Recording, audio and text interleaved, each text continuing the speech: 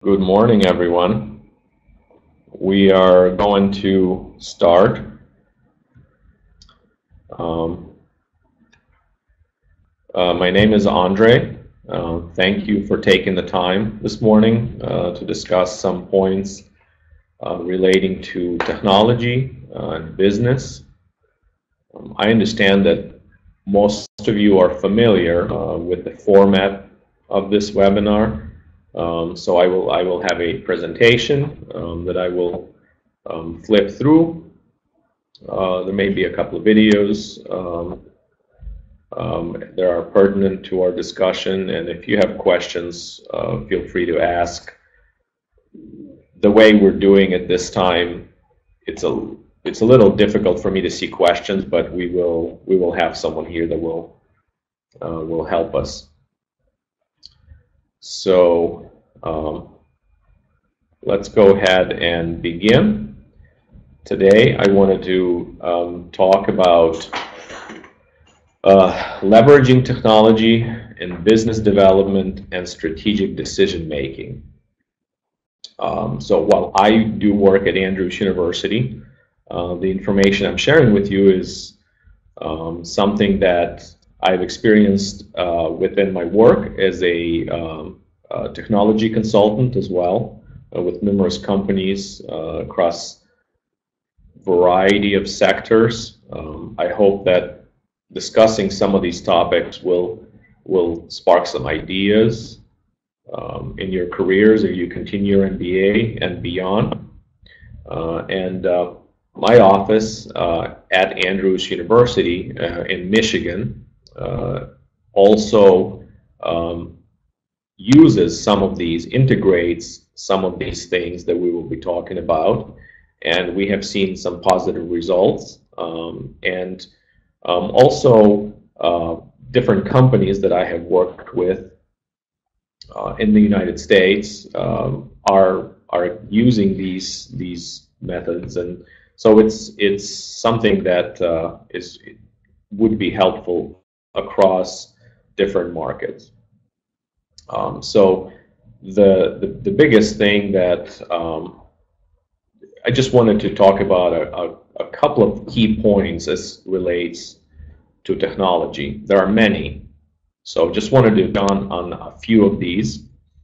You should see some things popping up on your screen here, and basically kind of dissect each of these 6 different things, so then we can discuss it together and dive into a little more into these things. So let's jump in. This modern marketing, this idea, it's something that is a very not very new, but it is something that's still a struggle for different companies to grasp with.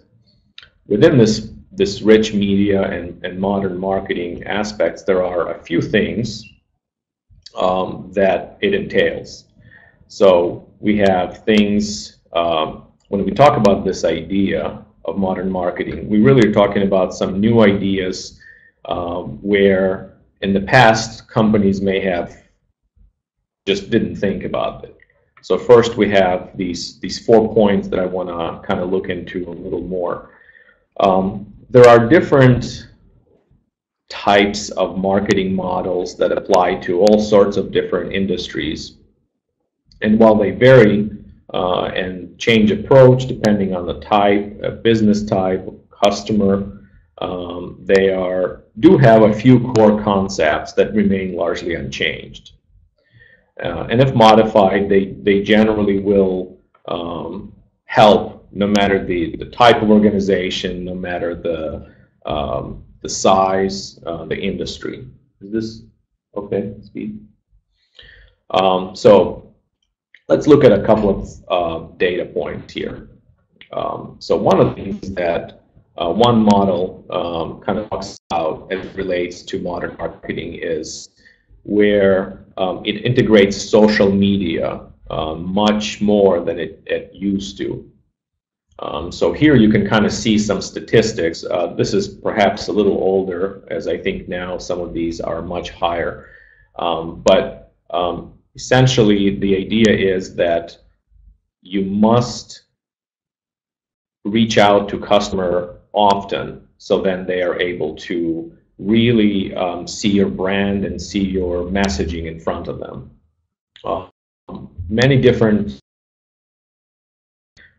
companies do this in different ways. Once again, there are software, there are different tools that will help you with that. But the idea is that 6 to 8 touch points are required to convert a quality lead, and that's important. Second, we want to build that personalized connection, and so this modern marketing idea talks about the really personalized approach to customer. And so when you're looking at returning customers and you're looking at different clients, really customer experience is a key, and we will speak to that a little bit later as well. The strategy, the omnichannel strategy, refers to the fact that there are no longer a client or a customer finds you or sees you. As in the past, you may have had a store or an office, and that is where you see your client or your customer. Specifically in the United States now, it is a or omnichannel strategy where you're communicating with customers via the email, the text messaging, different sorts of channels. They still come in, but for example, currently we are working with integrating text messaging within a law firm that can communicate with their clients after hours on the attorney's devices without sharing the attorney's personal cell phone number with clients. And so we're working on that, and it's something that a lot of companies do look at, these different omnichannel tactics. Here you can see some information as relates to that. Of course, balance is also important, and you're looking at, as far as a company or an organization does have to make some choices and find that balance. So perhaps you should not invest in certain things if most of your customers are someone that comes into your physical building or your office or your space. Then perhaps investing into a mobile applications or web presence heavily is not the best solution. But nevertheless, it's something that you want to explore and really want to have a good idea what it means for you and for your business, for what you're working with. Of course, another thing that the modern marketing brings to the table is efficiency and really automating few things. And so we have a variety of things we will talk about that speak to that speak to the fact that there are many automation tools that could help you with different aspects of marketing and so on. Also, there are some things where you're looking at kind of capturing customer in both ways, where you're educating them about a product, they're asking you questions, and really all of these concepts could apply in different ways depending on what industry you are from. One of the more important things as well when it comes to modern marketing and some of the things we're talking about today is really making sure that as we do all of these things that we're talking about, or some of these things as they apply to your industry, to your market, you're actually analyzing and measuring the performance.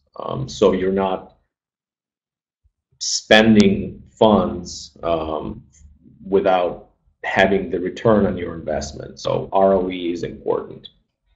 Of course, really, as we're measuring these things, we really want to adjust and really kind of looking into what the analytics tell us and adjust some of our approach, because modern marketing no one talks about where in the past you may put up a billboard and it's there for a month or several months. Modern marketing talks about agile change, agile reaction. So if something that you've set throughout the social media, for example, is getting good results, then you want to focus on that and perhaps put your budget there versus something else. So let's look at these 5 points that I talked earlier. Courage. It seems like this word may not apply to business or modern marketing business, but really what we're talking about here is the idea of the real change must start at the top. And so we really want to have a leader, and if you are a leader, then you may want to consider this, where a leader of organization really must kind of identify the need and really help the rest of the organization embrace that. And then, of course, one of the leader's roles is to spare change within the organization, and so we want to make sure that our leaders are creating that environment where all of our employees across different areas are able to collaborate effectively. That's very important in today's environment. Simplicity, that's another big aspect of this modern marketing idea, and it often gets overlooked. The idea here is to ensure that the message that we are sharing with our customers and our target audience is simple, easy to remember. If you think of the biggest slogans in the world, Nike, it's really simple, but pretty much everybody in the world knows what it is. And it's just that idea of using different ways, music, images, videos, personalities sometimes, that then would be identifiable with your brand or your... So different companies do this in a variety of ways. I just want to make sure that you hear that, that you could use those things where when you attach, let's say, a personality in the United States, oftentimes we have celebrities that sign on with companies, and as their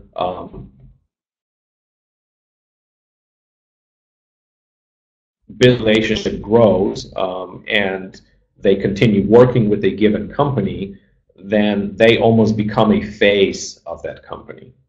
So it's something to consider. Some ways to customize a simplified message. So what are the ways to just think about how do we simplify, to ask who is my target market?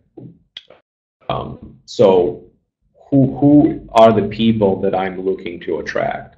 Once you have narrowed this down, then it would be much easier to craft a message for that. Many times we have some of the failures in this arena comes from organizations taking on too much. When they're not very focused, they're not using their money, their budgets effectively.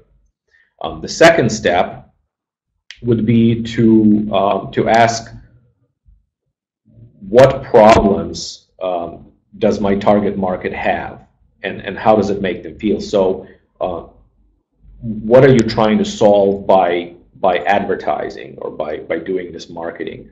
And so, for example, in a case where my Andrews University is they're saying we have a great education, we have a great product, and the problem would be we have people that are looking for good quality education. So what we want to do is we want to make sure that we are approaching it in that way. The third step would be, what is the solution that I have to offer? So if you have a product, you have a service, you want to identify that clearly. And the fourth step would be, what are the results that my solution has produced? And so that will help you to perhaps narrow down a few key points that then you will be able to use in your marketing strategy. And then the fifth one could be, how am I different from my competitors? There are many different competitors across variety of markets and businesses, and so you want to know, how are you different? And so then when we know these 5 things, we're able to craft a as easily understood and to be reevaluating as well, just to make sure that as the needs change, as our product or services change, we're coming back to the same thing. Another aspect of modern marketing is customer, right? Customer-centric content.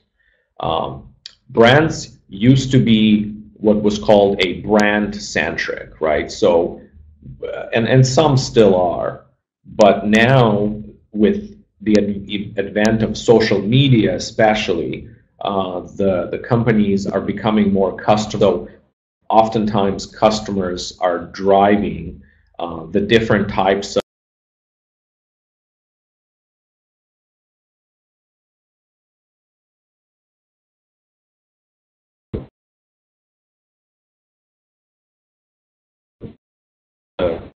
the customer-centric marketing at the center,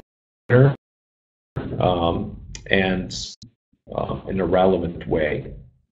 We aren't saying that the core brand doesn't matter, but once the organization is able to segment and identify who their customer is, as we've talked before, then they're able to craft a relevant message to those customers. And so, and we'll talk about segmenting in a little bit, but essentially you would then target the message specific for a given customer.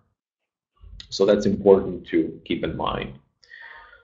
And benchmarking is one thing that the modern marketing across different models always has, right? So looking at the results, looking at your return on investment, understanding how are your customers behaving, how are they responding to your campaigns, and so on.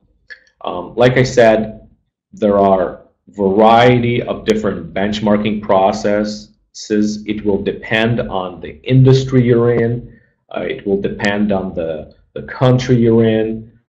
In the United States, it sometimes depends on what part of the country you're in as well. And so we're going to focus on a couple of those things. But regardless of how you do it, the benchmarking needs to be done, and it needs to be. So, for example, we can look at some of the social media benchmarking here. Here are some examples that were a study that was done. It was a social media a benchmark study that was done by a Rival IQ. It's a company that does social media studies and different marketing consulting. And so basically what they do is they looked at all of these different industries and different companies and were able to identify some interesting trends. Click through a couple of these slides. So the data set would be kind of, where do you start? Where do you begin with your data? So here is what we have with Facebook. We had about 100 or 1.6 million posts.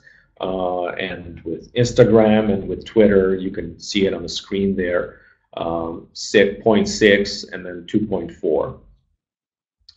And so what happened here is they looked at different engagement rates based on the type of industry. So you look here, you have different type of industries and how active they are on social media. And the median across all on this particular study was 0.09%. So that doesn't seem very high, but if you look at the numbers, the actual true values behind this percentage, it's pretty high.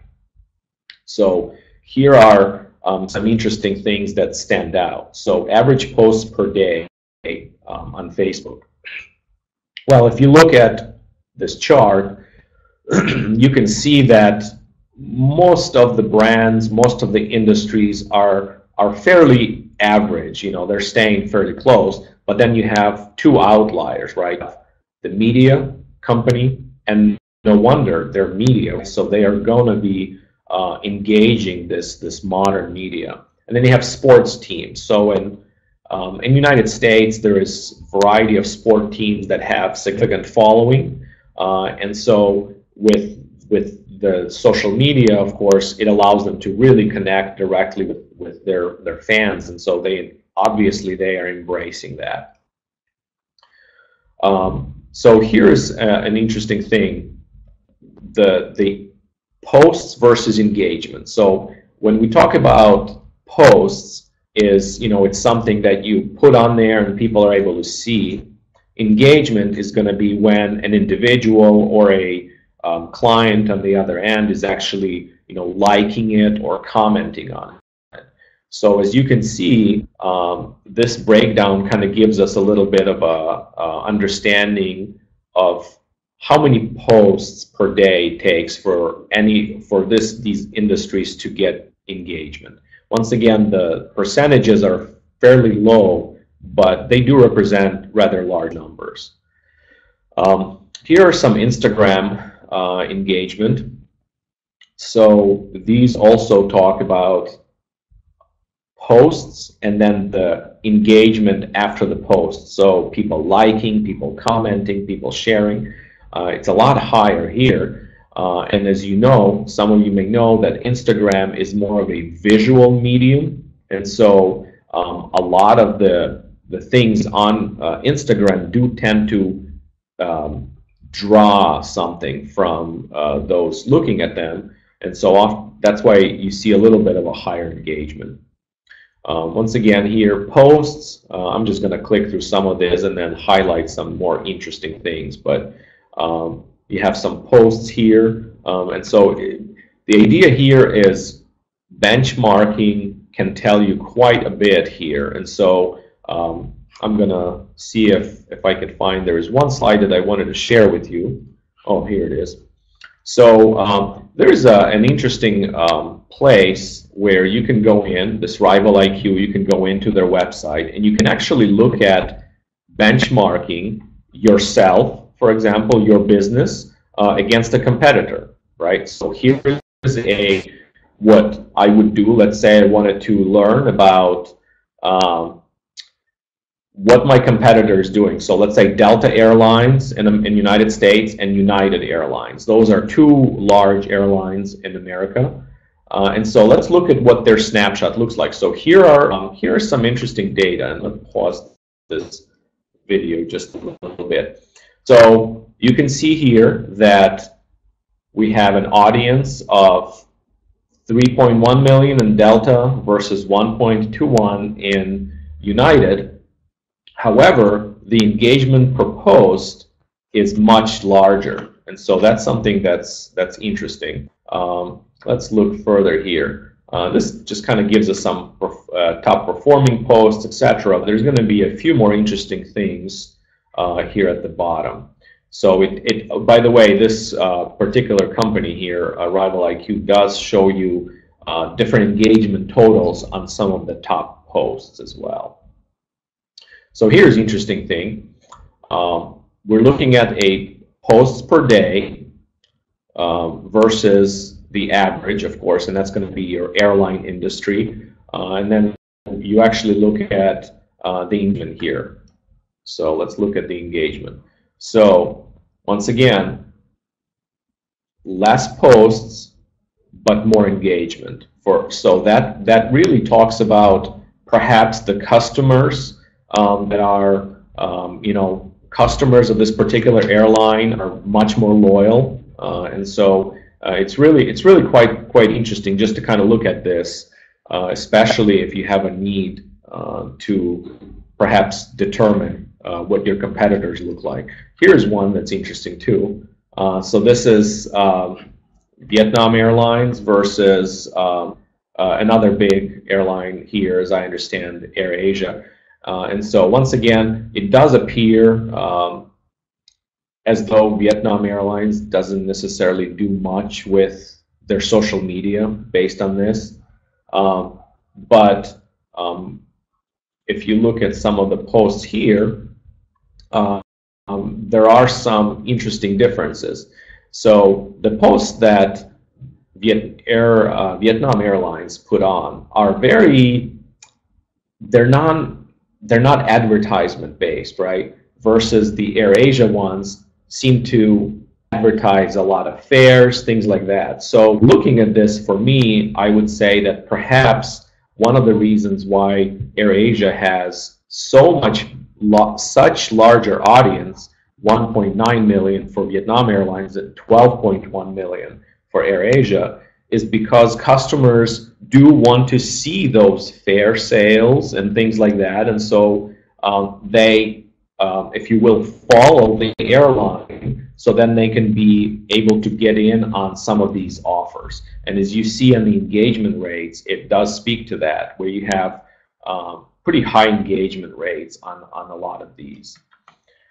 But just about all of AirAsia posts are basically advertising, and so it's just kind of interesting to think, because just looking at that, it will allow you to sort of plan for what you might want to do in your industry. So if there is social media presence within your industry, you may want to do something like this, or you may want to hire a company to do it for you, where you're able to identify some of the differences and then perhaps capitalize on those.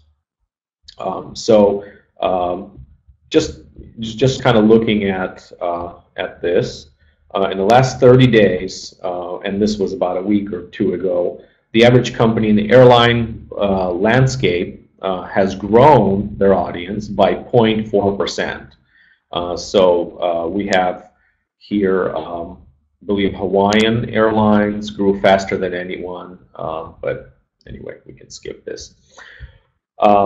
So there's a publication in the US that deals with different markets and multimedia things, and they were asking people, what will happen to marketing in 2020, right? So here are some of the answers that they gave. A lot of this sort of echoes this idea where personalized advertising and really segmented targeting is key. And these folks run different businesses, and this is how they perceive what this new marketing idea, what this advertising and so on will be in the next couple of years. One of the things that is interesting to point out is, of course, there are some people here that speak about virtual reality and personal targeting. In the United States, we are getting much more accustomed to the VR, the headsets and things like that. A lot of stores have those now, and really kind of personalizing the message. Now, of course, it's not mainstream yet to where it's gonna be something that a lot of companies are focusing on, but really VR is something that is probably going to be the future, and we should at the very least be aware of that, and be. So that's this part here. Let's look at a couple more things here. So let's look at this. We've talked about this social media stuff. So let's look at the social media. Let's just discuss some of the strategies and tools that we can use to really kind of promote and look at the ways of segmenting data. So when we talk about social media, most of you know what we're talking about. It's all of these things pictured here, and probably some things coming up every day that are not even listed there. So the social media marketing is really a powerful way for business of all sizes, because it allows them to reach customers directly. One way that we see this happening now, for example, in a political environment, is where a candidate, especially in the United States, is able to reach directly into his or her constituents, right? So bypassing the TV, bypassing the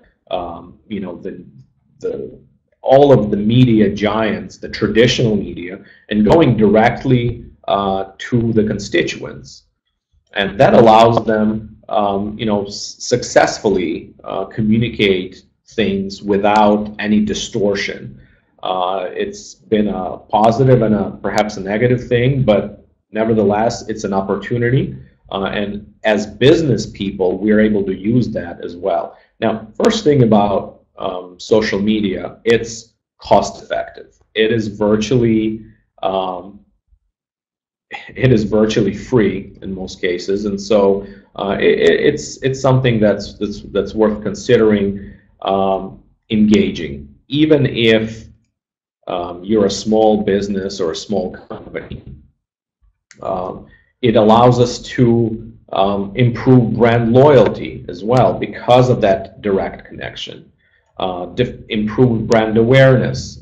It gives us that personal engagement with customers, where they're able to comment, respond, and that commenting and responding play into this idea of marketplace awareness, where our customers can give us feedback, almost immediate feedback, and we can sort of see how a market may react to our product or our service, etc. And when we're talking about educational realms as well within Andrews University, it's something that we use a lot, and it's really a great tool for us.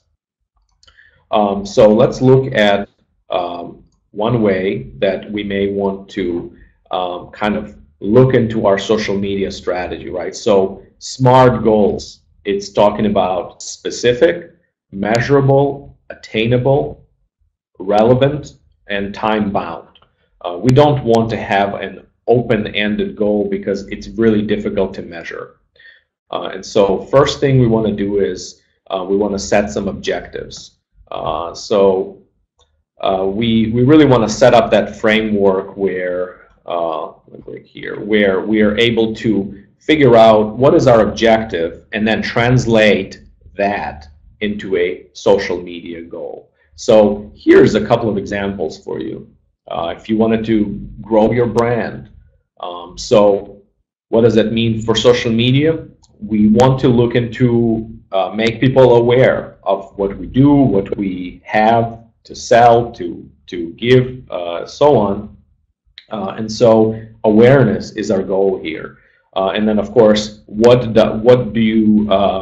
how do you determine awareness? Is the followers or shares, that thing we just looked at previously for Vietnam Airlines or AirAsia or Delta, United, you can see how those companies differ greatly in their brand awareness.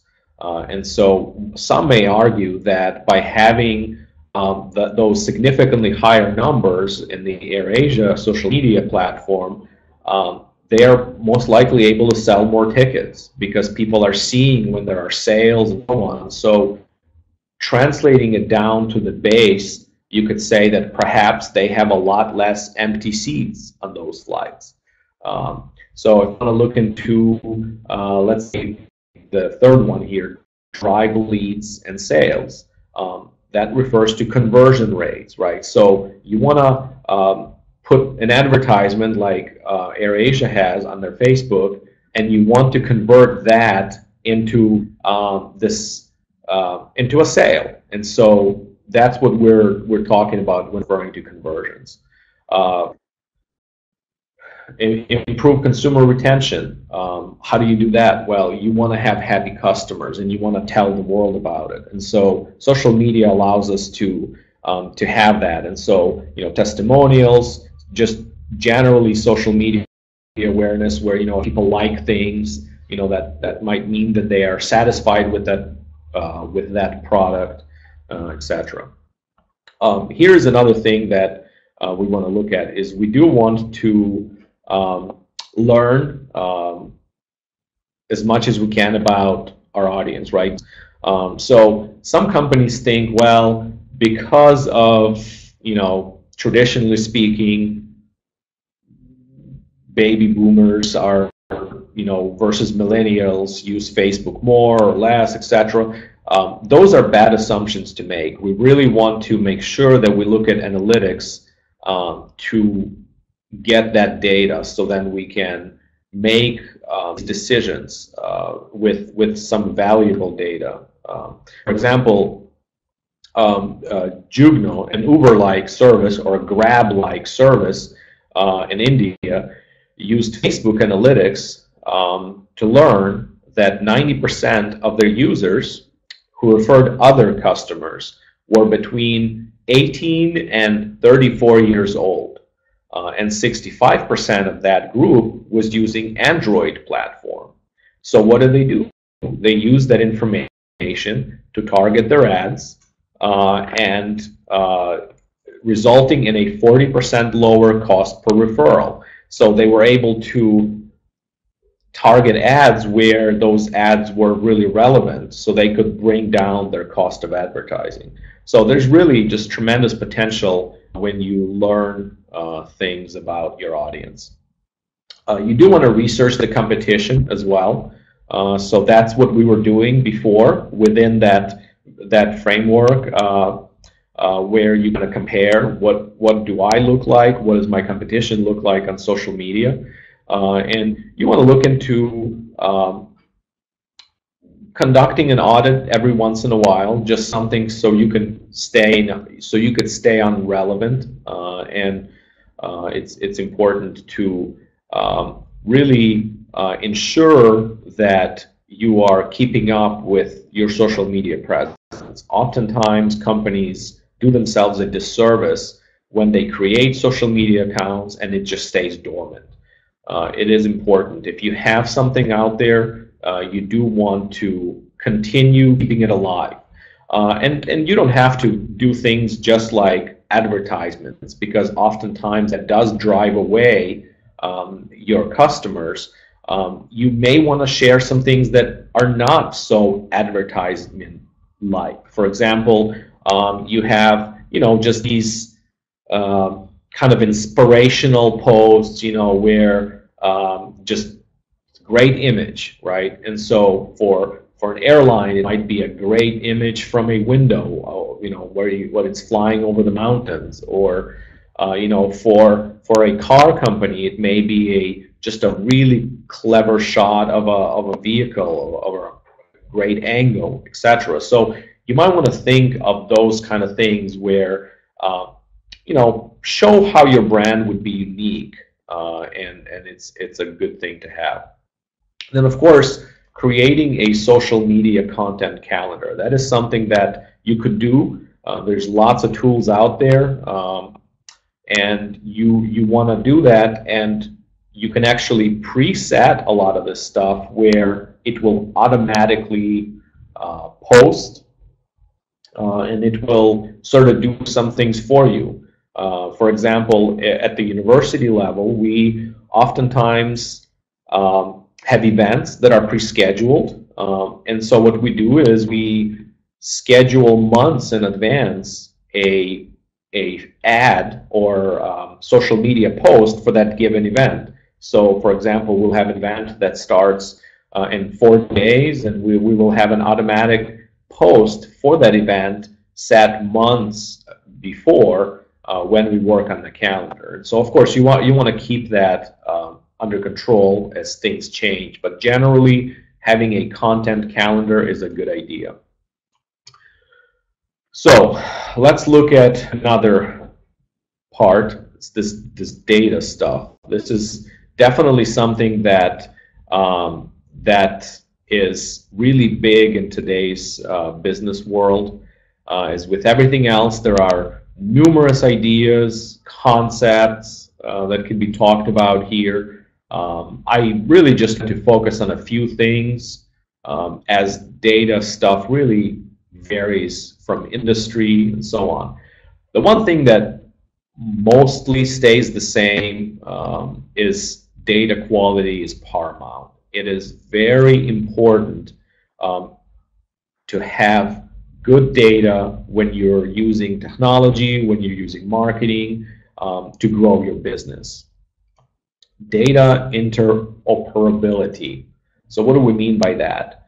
We mean that when we have data, we want to make sure that we can utilize it. So we want to make sure that if in your business you have a database of your customers, you're able to take that database and you're able to put it into, let's say, a system that will send out emails to these customers.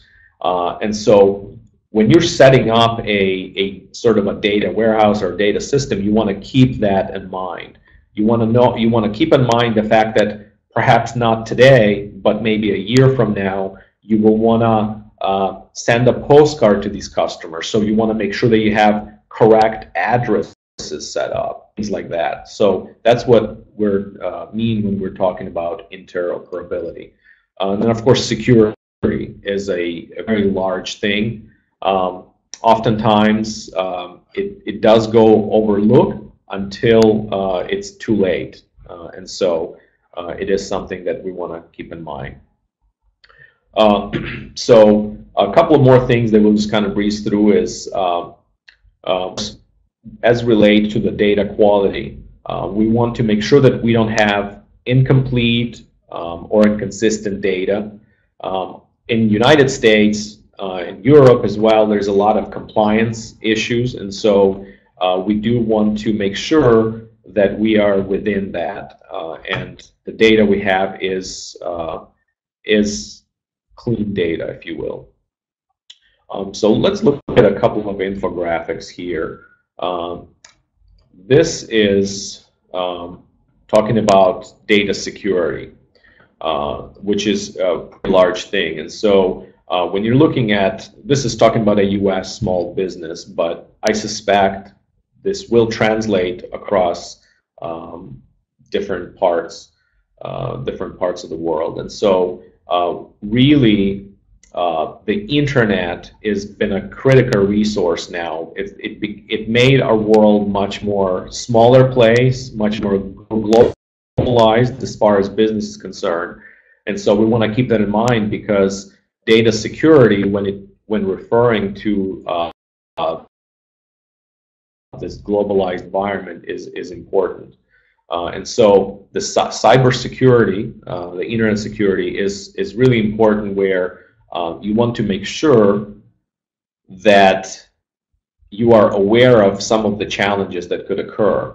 So, for example, here are some statistics. There, 77% say that their company is safe, which may or may not be true, and 66 are saying that they're not concerned. Now, thinking about this, consider that in the United States, just last year, we've had some major securities where a lot of information was lost, basically.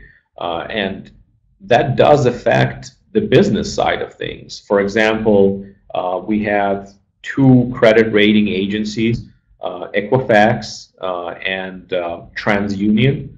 Equifax was hacked, and so what does it mean? Well, for example, from an investor perspective, it means that perhaps TransUnion would be the stock to buy, and indeed it was. Many times, many months after the hack from their competitor, the TransUnion stock really rose significantly, and there were some business deals that they were able to make as a result of that, because different banks and so on sort of lost some of the faith in their competitor and security measures.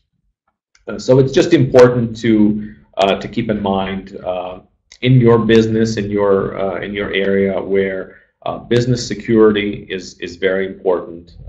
And in today's day and age, we have a lot of malicious things that go on, and so we really want to keep track of that.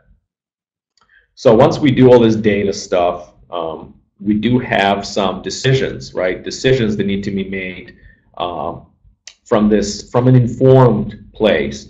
So we look at different things. For example, this here is a statistical printout from Google Analytics for a current business that's looking to figure out why they had a drop in bookings. This is a place that books for weddings, a wedding venue, and they're looking, they have seen a little bit of a decrease of their bookings, and so they're trying to identify what's happening. As you can see across the board, they do have a lower traffic through different channels.